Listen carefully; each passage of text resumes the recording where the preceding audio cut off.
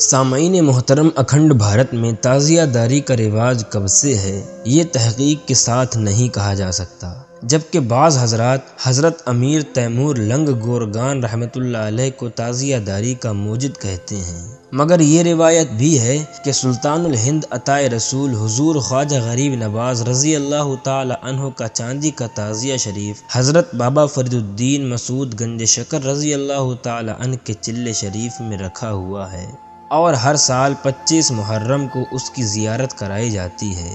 تو سامعین، اس روایت سے پتہ چلتا ہے کہ امیر تیمور لنگ سے بھی 200 سال پہلے ہندوستان میں تعزیہ داری کی ایجاد ہو چکی تھی۔ لنگ سے بھی 200 سال پہلے ہندوستان میں تعزیہ داری کی ایجاد ہو چکی تھی۔ دونوں باتوں میں مطابقت اس طرح کی جا سکتی ہے کہ حضرت امیر تیمور لنگ گورگان رحمۃ اللہ علیہ چونکہ عاشق اہل بیت اطہار تھے، انہوں نے اپنے زمانے میں تعزیہ داری کو فروغ دیا۔ بہرحال اگر یہی مان لیا جائے کہ تعزیہ داری کے موجد حضرت امیر تیمور لنگ تھے، تب بھی تعزیہ داری کا رواج سینکڑوں سال پرانا ہے، اور اس طویل عرصے میں امام ربانی حضور سیدنا مجدد الفسانی رضی اللہ تعالی عنہ کا مبارک دور بھی گزرا ہے، اور اپنے دور کے مجدد اور شہنشاہ حضرت اورنگزیب عالمگیر رحمۃ اللہ علیہ کا مبارک زمانہ بھی آیا۔ اس زمانے میں بھی تعزیہ داری کا رواج تھا، اور خود حضرت محی الدین اورنگزیب عالمگیر رحمۃ اللہ علیہ کا تعزیہ شریف اپنے سر پر اٹھانا اور تعزیہ اٹھانے کی اجازت دینا بھی مروی ہے۔ چنانچہ ایک عظیم مورخ پروفیسر سیل چند نے اپنی کتاب تاریخ عالمگیری میں لکھا ہے کہ روز عاشور اورنگزیب نے ایک بڑھیا کو دیکھا کہ سر پر تعزیہ رکھے قلعے کی طرف جا رہی ہے۔ دیکھنے کے ساتھ ہی بادشاہ پر جذب و استغراق کی کیفیت جو کشف اور مشاہدے سے حاصل ہوتی ہے طاری ہو گئی، جس سے وہ ننگے سر ننگے پاؤں اس ضعیفہ کی طرف پیچھے پیچھے دوڑا، یہاں تک کہ اورنگزیب نے تعزیہ اس بڑھیا سے لے کر اپنے سر پر رکھ لیا اور قلعے میں داخل ہوا اور اسی وقت سے عزاداری کرنے لگا۔ سامعین، عہد عالمگیری کا ایک مشہور و معروف مورخ خاکی خاں اپنی تاریخ میں لکھتا ہے کہ برہان پور میں تعزیہ داروں کا یہ دستور تھا کہ مجلس کے بعد تعزیہ اٹھایا کرتے تھے، جس پر وہاں کے متعصب سنیوں نے اعتراض کیا، یہاں تک کہ یہ معاملہ اورنگزیب کی عدالت میں پہنچا، لیکن منصف اور باشرہ بادشاہ نے فیصلہ تعزیہ داری کے موافق کیا اور تعزیہ داری اٹھانے کی اجازت دی۔ سامعین، اسلامی انسائیکلوپیڈیا جلد اول 8واں ایڈیشن مرتبہ سید قاسم محمود مطبوعہ الفیصل اردو بازار لاہور پاکستان کے صفحہ 557 پر لکھا ہے کہ ہندوستان میں تعزیہ داری کا رواج 13ویں صدی میں ہوا، اور شہنشاہ عالمگیر کے زمانے میں تعزیہ اور جلوس تعزیہ کا رواج تھا۔ عالمگیر نے تعزیہ کے جلوس میں شمشیر زنی کو منع کر دیا تھا۔ الغرض 13ویں صدی عیسوی سے 18ویں صدی عیسوی تک پورے ہندوستان میں تعزیہ داری عام ہو گئی تھی۔ تو سامعین، ان روایت سے ثابت ہے کہ عہد عالمگیری میں بھی تعزیہ داری کا رواج تھا، اور 12ویں صدی کے مجدد اور بادشاہ محی الدین اورنگزیب عالمگیر غازی علیہ رحمت و رضوان کے مقدس دور میں بھی تعزیہ داری منع نہیں ہوئی۔ ہاں، شمشیر زنی کو کہ یہ رافضیوں کا شعار ہے، اس کو ممنوع قرار دیا گیا۔ سامعین، سر دست ازالت الاوہام کی عبارت کا مختصراً ترجمہ بھی ملاحظہ فرما لیں۔ عبد الواحد حنفی فرنگی محلی علیہ رحمت و رضوان تحریر فرماتے ہیں، علاوہ عظیم مراسم تعزیہ داری امام علیہ السلام سینکڑوں سال سے جاری و مروج ہیں، اور باشرہ سلاطین اسلام جیسے جلال الدین اکبر و جہانگیر و عالمگیر اورنگزیب وغیرہ کے زمانے حکومت میں تعزیہ داری ہوتی تھی۔ یہ وہ سلاطین تھے جو تمام مملکت ہند میں قابو یافتہ تھے اور ان کے احکام جاری تھے۔ ان کے زمانے میں تعزیہ داری کے رسوم اچھی طرح سے ادا کیے جاتے تھے۔ نواب سعید اللہ خان وزیر اعظم شاہ جہاں، متبحر عالم دین و قاضی القضات و مستعد خان خود ہر ایک حنفی مذہب تھے۔ ان کے علاوہ اور دوسرے علماء بھی تھے، لیکن ان میں سے کسی نے بھی تعزیہ داری کی مخالفت نہیں کی۔ اگر تعزیہ داری خلاف شرع ہوتی تو یقیناً یہ لوگ بند کروا دیتے۔ یہ لوگ بادشاہی سرکار میں کافی رسوخ و اختیار رکھتے تھے اور بادشاہ خود بھی باشرع و پابند مذہب تھے۔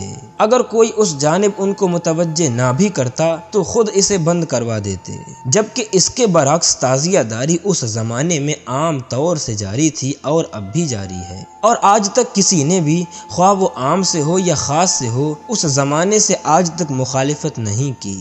اس صورت سے گویا تعزیہ داری کی ترویج اجماع امت سے ثابت و متحقق ہے۔ گویا تعزیہ داری کی ترویج اجماع امت سے ثابت و متحقق ہے۔ سامعین، مذکورہ بالا تمام عبارتوں سے واضح ہے کہ تعزیہ داری کے خلاف فتویٰ بازی کبھی نہیں کی گئی، اسی لیے انگریزی دور سے پہلے کوئی فتویٰ تعزیہ داری کے خلاف نہیں ملتا۔ انگریز ایک چالاک اور دور اندیش قوم ہے، اس نے ہندوستان کی بادشاہت مسلمانوں سے چھینی تھی۔ وہ انگریز قوم جانتی تھی کہ مسلمان ایک حوصلہ مند، بہادر اور مدبر قوم ہے جس نے ہمیشہ یہود و نصارہ کو دھول چٹائی ہے۔ وہ کبھی بھی انگریزی سلطنت کا تختہ الٹ سکتی ہے، اس لیے انگریز مسلمانوں سے خوف زدہ اور ہوشیار بھی رہتے تھے اور مسلمانوں کو کمزور کرنے کے لیے سازشیں بھی رچتے رہتے تھے، اور انہیں ٹکڑوں اور فرقوں میں بانٹنا بھی انگریزوں کی سازش اور چالاکی ہی تھی جو محتاج بیان نہیں ہے۔ اسی ہندوستان کی سرزمین پر اڑیسہ، بہار اور بنگال میں 1770 عیسوی سے 1787 عیسوی تک حضرت بابا مجنوں شاہ ملنگ مداری رحمۃ اللہ علیہ کی قیادت میں فقیروں اور سنیاسیوں نے 5 جنگوں میں انگریزی فوج کو ذلت آموز شکست سے دوچار کر کے انگریز حکمرانوں کی نیند حرام کر دی تھی، اور حضرت بابا مجنوں شاہ ملنگ مداری رحمۃ اللہ علیہ کی شہادت کے بعد بھی کئی سال تک حضرت بابا مجنوں شاہ ملنگ مداری کے خلیفہ چراغ علی شاہ مداری اور حضرت موسیٰ شاہ مداری نے یہ جنگ لڑی اور انگریزوں کے دانت کھٹے کر دیے تھے۔ ہوشیار بند فقیروں کے فنون جنگ سے عاجز، پریشان اور ششدر و حیران انگریزی افسران بھلا سکون سے کب بیٹھ سکتے تھے؟ تو انہوں نے مسلمانوں کو کمزور کرنے اور انہیں آپس میں لڑانے کی تقریبیں کی۔ ان کی انہی سازش کے نتیجے میں سنی مسلمانوں میں سے کچھ بدعقیدہ ہوئے۔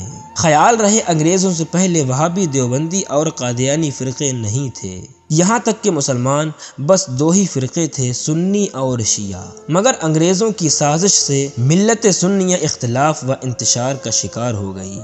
انگریزوں کی ایسی ہی سازش کا شکار تعزیہ داری بھی ہوئی کہ محرم کے مہینے میں مسلمان محبت حسین میں ڈوب کر ایک دم جذباتی ہوتا ہے، جوش جہاد سے سرشار ہوتا ہے، پھر تازیوں کے جلوس میں ہتھیار لے کر نکلنا اور فنون حرب و ضرب کا مظاہرہ، جلوس تعزیہ اور عاشورہ کے میلے میں بلا تفریق و مذہب و ملت ہندو مسلمانوں کا سیلاب چالاک انگریز قوم کب برداشت کر سکتی تھی؟ تو انہوں نے اپنے ایجنٹوں کے ذریعے تعزیہ داری کے خلاف پروپیگنڈے کروائے۔ تعزیہ داری کی کچھ صورت تو بگڑی ہوئی تھی ہی، کچھ اور بگاڑ کر علماء اکرام سے استفتاء کیے تاکہ مفتیان اکرام حرام لکھیں اور تعزیہ داری بند ہو جائے تو یہ مسلمانوں کے جوش اور ولولے خود ٹھنڈے پڑ جائیں گے۔ فنون جنگ کی مشق نہ ہونے کی وجہ سے ہنر مند بے ہنر ہو جائیں گے اور باقی لوگ اس فن کو سیکھنے میں پھر دلچسپی نہیں لیں گے۔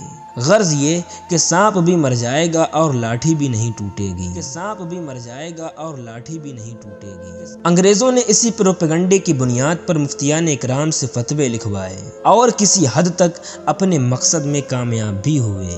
چنانچہ حضرت مولانا شاہ محمد عزیز اللہ قدس سرہ تحریر فرماتے ہیں کہ فقیر کے والد ماجد منشی محمد یحییٰ علی خان حضرت مولانا سید عبد الرحمن پنجابی لکھنوی قدس سرہ کے مرید و مخلص تھے۔ فرماتے تھے کہ بحر العلوم مولانا عبد العلی لکھنوی فرنگی محلی نے تعزیہ داری کے ناجائز ہونے کا فتویٰ دیا تو والی شہر نے شہر بدر کرنے کا حکم دیا۔ مولانا بحر العلوم کو تعمیل حکم سے پہلے ہی خبر ہو گئی، رات کو آپ ہی کھڑے ہوئے اور مدراس چلے گئے۔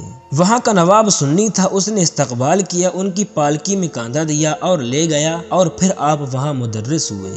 ایک سال انگریزوں نے فسادات محرم دیکھ کر استفتاء کیا۔ سب علماء نے فتویٰ دیا کہ تعزیہ ناجائز ہے۔ جب یہ ناجائز استفتاء مولانا بحر العلوم کے پاس آیا تو آپ نے ہتھیار باندھے اور 60-70 طالب علم جو مدرسے میں تھے سب سے کہا کہ ہتھیار بند ہو جاؤ، اور انہوں نے فتویٰ نہ دیا بلکہ کہا کہ اگر انگریز تعزیہ داری بند کریں گے تو ہم جہاد کریں گے۔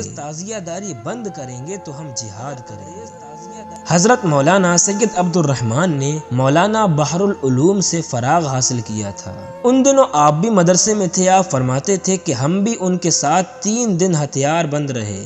تیسرے دن وہ فرنگی جس نے استفتاء کیا اور حاکم تھا آیا اور کہا کہ آپ ہتھیار کھول ڈالیے، ہم تعزیہ داری بند نہ کریں گے۔ حضرات گرامی، ملاحظہ فرمایا آپ نے انگریزوں کی سازش کو کہ پہلے مسلمان ایجنٹ کے ذریعے سے فتوے حاصل کیے اور جب معاملہ اپنے حق میں محسوس کیا تو خود استفتاء کرنے لگے۔ مذکورہ عبارت میں یہ جملے قابل غور ہیں کہ انگریزوں نے فسادات محرم دیکھ کر استفتاء کیا، سب علماء نے فتویٰ دیا کہ تعزیہ ناجائز ہے۔ سوال یہ ہے کہ انگریزوں کو فسادات محرم نظر آئے، ان سے پہلے کے لوگوں کو کیوں یہ فساد دکھائی نہیں دیے؟ کہنے کو تو کوئی کہہ سکتا ہے کہ انگریزوں سے پہلے محرم میں وہ فسادات نہیں تھے جن کی شرعی گرفت انگریزوں نے کی، مگر اسے ثابت کر پانا آسان نہیں ہے۔ بات دراصل یہ ہے کہ پہلے کے لوگوں کو تعزیہ داری کھٹکتی نہیں تھی، ان دشمنان اسلام و مسلمین کو کھٹکنے لگی، دیکھ دیکھ کر اور سوچ سوچ کر ان کی نیندیں حرام ہونے لگیں، ورنہ فسادات محرم سے انہیں کیا لینا دینا؟ انہیں ہمارے حرام اور حلال سے کیا غرض؟ ہم حرام کریں یا حلال ان کے لیے سب برابر، مگر نہیں، انگریزوں کو بہت بڑی غرض تھی۔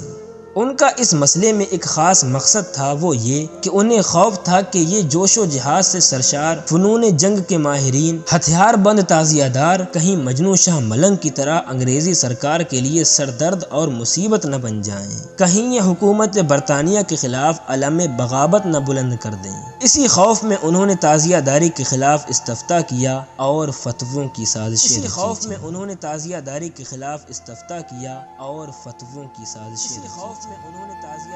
افسوس تو تب ہوتا ہے کہ جب وہ لوگ جو خود کو اہل سنت والجماعت کہتے ہیں اور انگریزوں نے جو سازشیں رچی تھی ان کی ترجمانی کرتے ہیں کہ تعزیہ داری کو ناجائز و حرام کہتے ہیں۔ اللہ ہمیں ایسے لوگوں کے برے سائے سے بچائے اور ہمیں شعور دین عطا فرمائے۔ اللہ ہمیں ایسے لوگوں کے برے سائے سے بچائے اور ہمیں شعور دین عطا فرمائے۔ اللہ ہمیں ایسے لوگوں کے برے سائے سے بچائے